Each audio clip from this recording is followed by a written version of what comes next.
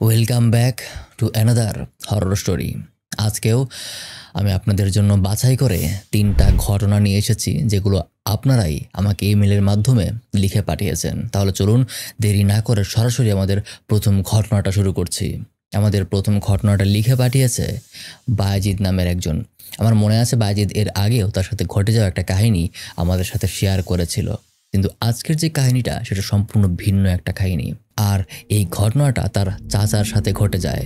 বায়েজিদের বাবারা ছিল মূলত 5 ভাই আর 3 বোন। বায়েজিদের 5 চাচার মধ্যে 4 জন বেশ সুস্থ স্বাভাবিক জীবনযাপন করলেও বায়েজিদের যে তৃতীয় চাচা, তার নাম ছিল বাহারউদ্দিন, তিনি স্বাভাবিক জীবনযাপন করতে পারেননি। আর মূলত তাকে নিয়েই, সম্পূর্ণ তাকে কেন্দ্র করেই আজকের ঘটনাটা।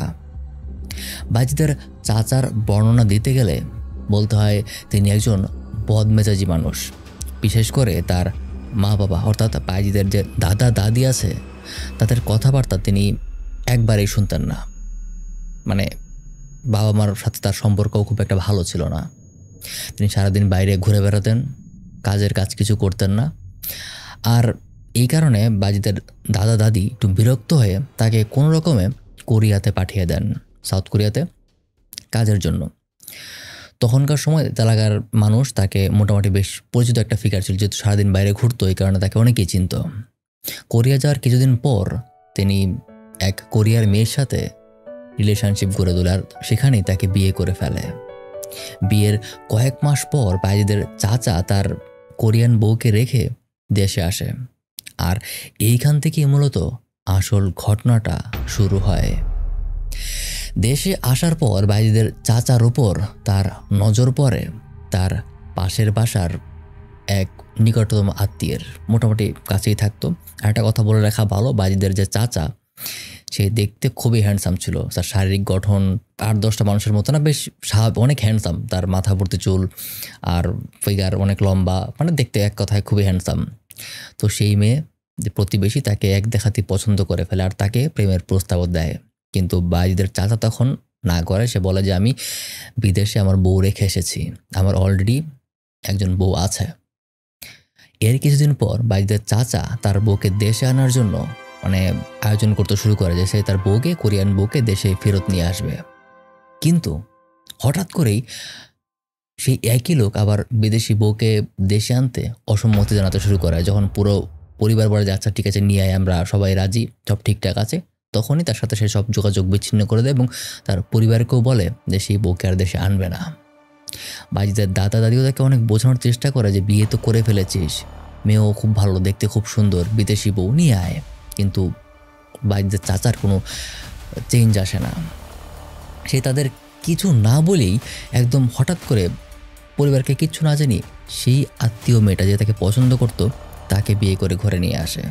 এই সব কিছু দেখে বায়েজিদের যে দাদা ছিল তার উপর সে অনেক রাগ করে, কারণ বায়েজিদের দাদা সেই ফ্যামিলি সম্পর্কে বেশ কিছু জানতেন। ওই ফ্যামিলিটা খুব একটা ভালো ফ্যামিলি ছিল না।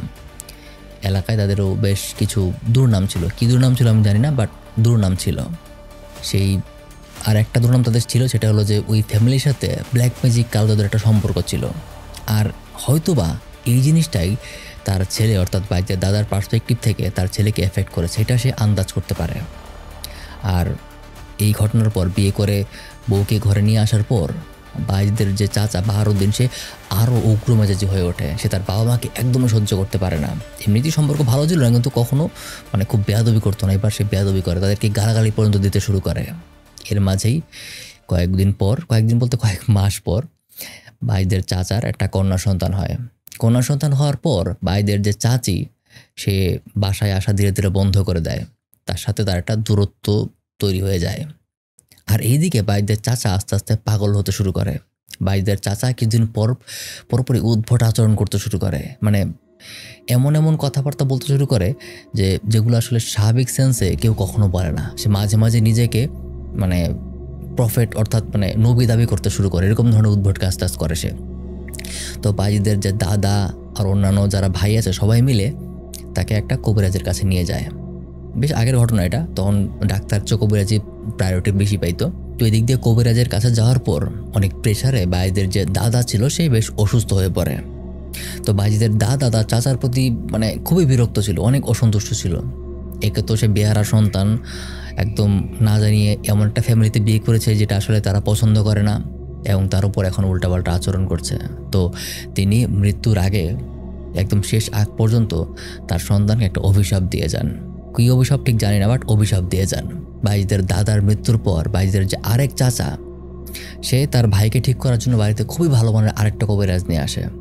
তো কবিরাজ বাড়িতে এসে একটা মাটিতে মানে বড় দাগ কাটে উঠানে বা ঘরের মধ্যে, আমি ঠিক জানি না কোথায়, কারণ এটা লিখে পাঠায় নাই। কোথাও একটা মাটিতে বড় দাগ কাটে আর সেখানে তার চাচাকে সমান করে শুয়ে দেয়। বায়েজিদ তখন বেশ ছোট মানুষ ছিল, তাই তাকে ঘর থেকে বের করে দেওয়া হয়। কিন্তু বায়েজিদ তার চাচাতো ভাই বোন যারা ছিল তাদেরকে নিয়ে বাইরের জানালা দিয়ে সব কিছু দেখতে থাকে। ঘরে তখন শুধুমাত্র বায়েজিদের দাদি, তার বাবা আর বড় চাচা, মেজ চাচা, এরা কজনই ছিল। কবিরাজ তাদের সবাইকে একটা খাটের মধ্যে দিয়ে বসিয়ে খাট বন্ধ করে দেয়, মানে খাটটারে সেভ করে দেয় আর কি, বন্ধ করে দেয় বলতে যেটা বোঝায়। এরপর কবিরাজ আবার মাটিতে একটা গোল একটা সার্কেলের মতো করে সেখানে নিজের আসন পাতে আর তার 4 জন সহযোগী জিনকে ডাকে। এটাই সে বলে যে আমার এই জায়গার মধ্যে 4 জন জিন আসবে। কবিরাজ সেই জিনদেরকে তখন আদেশ করে বাইজিদের চাচার 2 হাত আর 2 পা শক্ত করে ধরতে। আর এরপর কবিরাজ বাইজিদের চাচার উপর জিন হাজির করে। জিন হাজির হওয়ার পর সাথে সাথে বাইজিদের চাচা, বাইজিদের বাবা সহ আরও 2 জনকে, মানে যারা ছিল রুমের মধ্যে অলমোস্ট সবাইকেই খুব বিশ্রী আর খুব অশ্লীল ভাষায় গালাগালি করতে শুরু করে। কবিরাজ তখন তার চাচার উপর জোরে জোরে বেত্রাঘাত করতে শুরু করে আর জিজ্ঞেস করে যে তুই কোথা থেকে এসেছিস, কেন এসেছিস, তোর উদ্দেশ্য কী? তখন বাইজিদের চাচার কণ্ঠ থেকে ভারী আর মোটা গলায় আওয়াজ বের হতে শুরু করে। সে বলে, আমাদেরকে এর উপর চালান করা হয়েছে, আমরা নিজের ইচ্ছায় আসিনি, আমাদেরকে পাঠানো হয়েছে। আর এই কাজটা করেছে তারই বউ। আসলে তার প্রেমের প্রস্তাবটা প্রত্যাখ্যান করার জন্য তার বউ আর এক জিনের মাধ্যমে সেই চাচার নখ আর চুল জোগাড় করে, আর সেইটা দিয়েই তাকে বান মারে। মানে এই বান মারা শব্দটা মানে কালো জাদু করা, মানে তাকে বশীভূত করা বোঝায়। বায়েজিদ তার নিজের ল্যাঙ্গুয়েজে লিখেছিল। ওর সাথে বিয়ে দেওয়ার বিনিময়ে তাদের সাথে, জিনদের সাথে তার একটা চুক্তি হয়।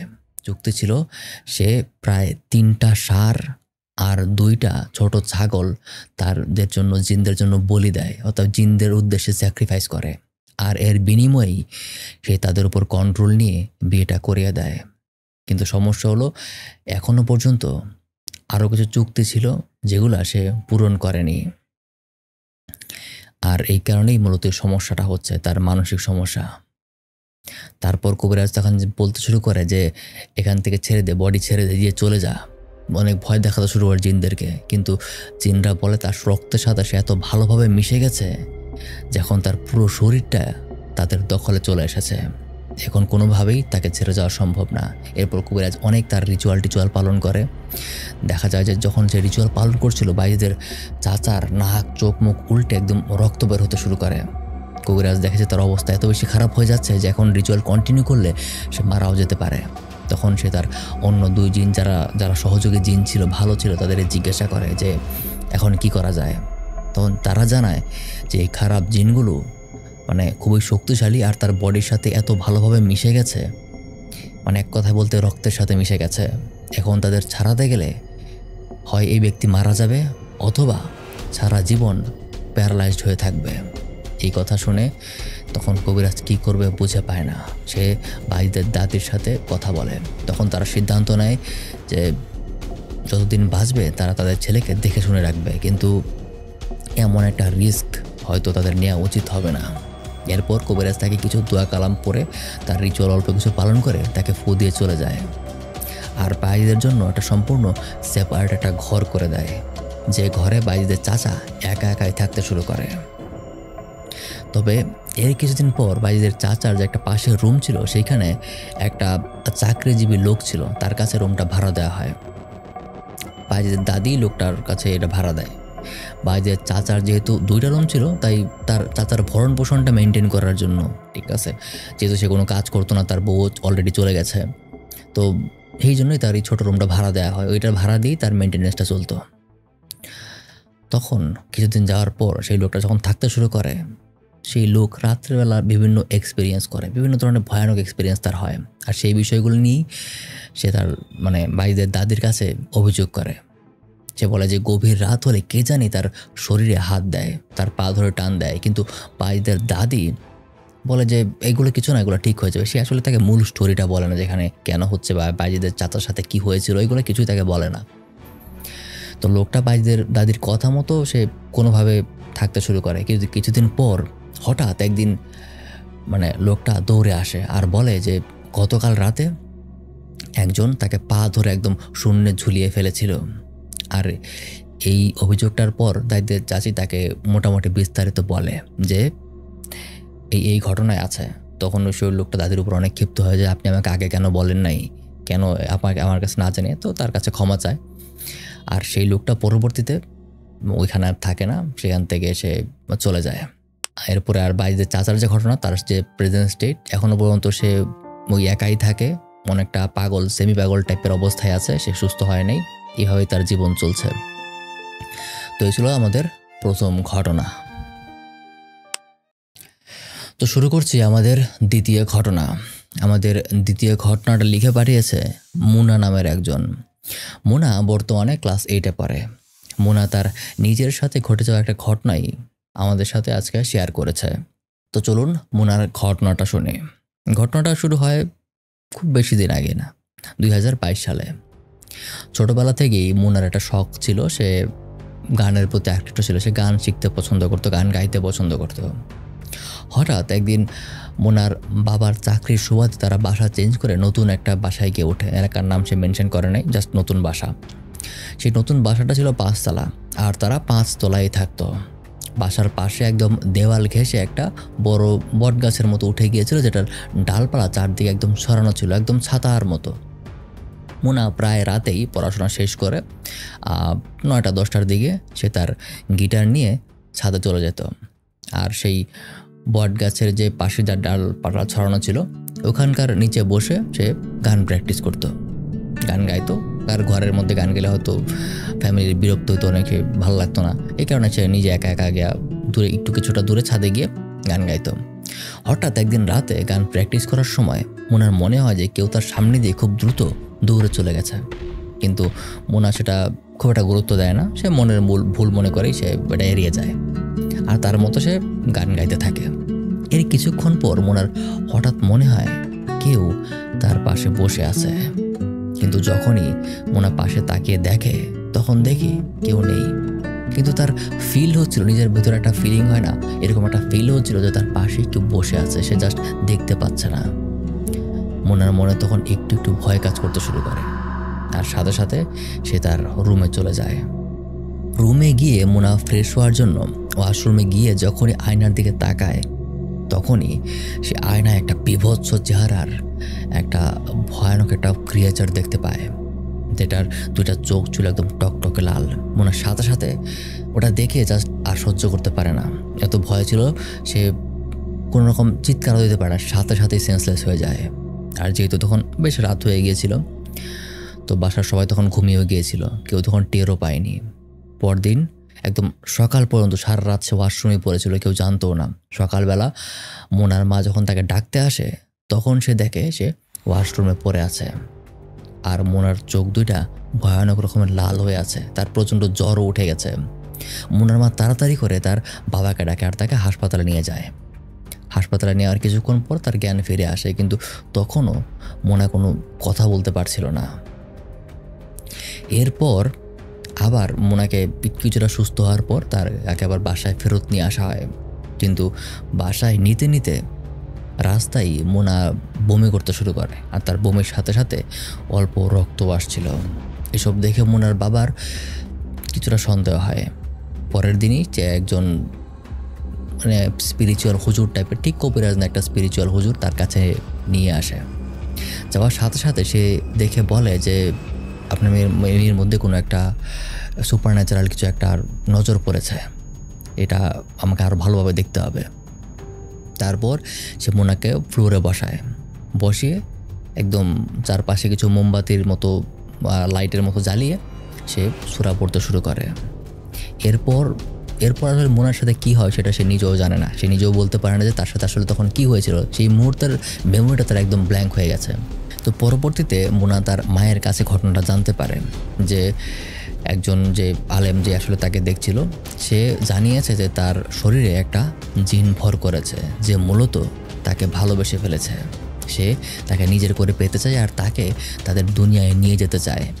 আর সেই জিনটা বেশ শক্তিশালী, কিন্তু সে কখনোই মোনার কোনো ক্ষতি করবে না। এই দিক থেকে বেশ ভালো জিন। সে অনেক চেষ্টা করেছে এই জিনটাকে বুঝিয়ে শুনিয়ে করার জন্য, তার শরীর থেকে বা তার নজর ছাড়ানোর জন্য। কিন্তু জিন বলতে থাকে যে আমি তার কোনো ক্ষতি করব না, আমি তাকে ভালোই বাসি, কিন্তু আমি তাকে সম্পূর্ণ নিজের করে পেতে চাই, আমি তাকে কখনো অন্য কোনো ছেলের হতে দেব না। এইসব ঘটনাই সে তার মায়ের কাছে জানতে পারে। তো ফাইনালি কিছুদিন পর সেই যে লিডার স্পিরিচুয়াল সে লোক সে আয়সা মোনার হাতে একটা তাবিজ বেঁধে দেয় আর বলে যে তোমার আশেপাশে এটা পড়া থাকলে, তোমার আশেপাশে জিন থাকলেও সে তোমার উপর ভর করতে পারবে না, সে তোমার উপর কোনো চাইলেও তোমার শরীরের উপর তার অ্যাক্সেস নিতে পারবে না।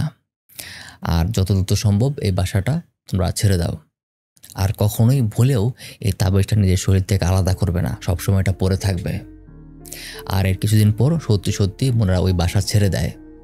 এখন পর্যন্ত মোনার মাঝে মাঝে ফিল হয় যে তার আশেপাশে কেউ আছে, কিন্তু ওরকম শরীরে অ্যাক্সেস নেওয়ার মতো বা সিভিয়ার কিছু তার কখনো ফিল হয় না। এখনও পর্যন্ত সে বেশ নর্মাল জীবনই কাটাচ্ছে। তো এই ছিল আমাদের দ্বিতীয় ঘটনা যেটা মোনা পাঠিয়েছে। মোনাকে অসংখ্য ধন্যবাদ লিখে পাঠানোর জন্য। আর এবার চলুন আমাদের থার্ড অ্যান্ড লাস্ট যে ঘটনাটা আছে সেটা আপনাদেরকে বলি। শুরু করছি আমাদের তৃতীয় ঘটনা। আমাদের তৃতীয় ঘটনাটা পাঠিয়েছে শরীয়তপুর জেলার নড়িয়া থানার বিঝারি নামের একটা গ্রাম থেকে, আর পাঠিয়েছে আদিবা নামের একজন। আদিবা ক্লাস 10-এ পড়ে। ঘটনাটা ঘটে আদিবার বান্ধবী তিতুর সাথে। নামটা খুব সুইট, তিতু। ঘটনাটা খুব বেশি দিন আগের না, গত জানুয়ারি মাসের ঘটনা, অর্থাৎ খুব অল্প কিছু মাস আগের ঘটনাই। তিতুর মায়ের তখন অপারেশন করার কারণে তিতুর মাকে হাসপাতালে 1 মাস ভর্তি থাকতে হয়। আর তিতু তখন প্রতিদিন তার মাকে হাসপাতালে দেখতে যেত। হঠাৎ একদিন রাতের বেলা তিতু তার মাকে দেখার জন্য হাসপাতালে যায়। তিতু সবসময় তার নিজের হিজাব পরতো, বোরখা পরতো, একদম ভালোই পর্দা টর্দা করতো। কিন্তু সেই দিন সেটা করে নাই। সেই দিন তার চুল ছেড়ে সে কোনো রকম বোরখা টোরখা না পরেই সে স্বাভাবিকভাবেই তার মাকে দেখে সে ফিরে আসছিল। কিন্তু আসার সময় তাকে রাস্তার একটা বড় তেঁতুল গাছের নিচ দিয়ে যাইতে হইতো। আর সেইখানে সে একটা দোকানে একটা পিঠা কিনে খায়। যখন সে পিঠাটা খাচ্ছিল তখন তার মনে হয়েছিল তার গা ঘেঁষে একটা বাতাসের মতো কি জানি চলে গেছে। কিন্তু তখন ওইটা ব্যাপারটা এত আমলে নেয়, খুব স্বাভাবিকভাবে নিয়ে সে তার বাসায় চলে যায়। তিতুর মা যেহেতু হসপিটালে ছিল, তিতুর সাথে তখন তিতুর বাবা ঘুমাতো। কিন্তু সেদিন তিতুর বাবাও ঘুমাতে অনেক লেট করে। তিতুর বাবা তখন ড্রয়িং রুমে বসে টিভি দেখতে থাকে, আর তিতু তখন ফোন চালাচ্ছিল। হঠাৎ করে তিতুর মুখ আর ফোনের মাঝখানে যে দূরত্বটা, এর মাঝখানে কেউ এসে হাত দেয়। আর যেহেতু মোবাইলের লাইট ছাড়া তেমন কোনো লাইট ছিল না, তাই তিতু ভালো করে কিছু দেখতেও পায় না। সে ভয়ে জোরে একটা চিৎকার দিয়ে ওঠে।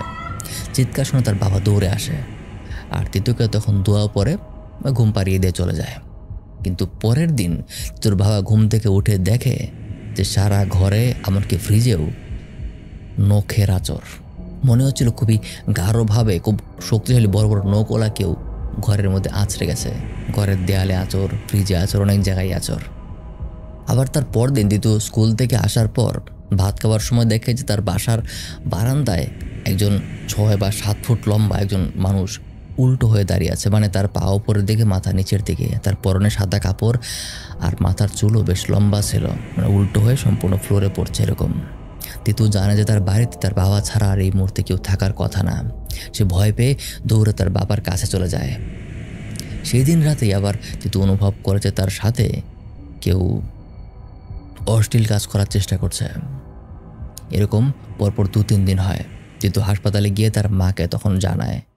তোর মা বলে যে ঘরের নামাজ টামাজ পড়ার জন্য, নিয়মিত কোরআন তেলাওয়াত করার জন্য, সূরা পড়ে তার শরীর বন্ধ করে ঘুমাতে। তিতু তার মায়ের কথা মতো সেটাই করে। আর এর কিছুদিন পর সব কিছু স্বাভাবিক হয়ে যায়। 4-5 দিন পর্যন্ত তার কোনো সমস্যা হয় না। তারপর তিতুর মা সুস্থ হয়ে আবার বাসায় ফিরে আসে। হাসপাতাল থেকে তাকে রিলিজ দেওয়া হয়। যেই দিন তিতুর মা বাসায় আসে সেদিন রাতের বেলা তিতু তার বেডরুমের মেঝেতে বসে ভাত খাচ্ছিল আর ফোনে জাস্ট র্যান্ডম স্ক্রল করছিল।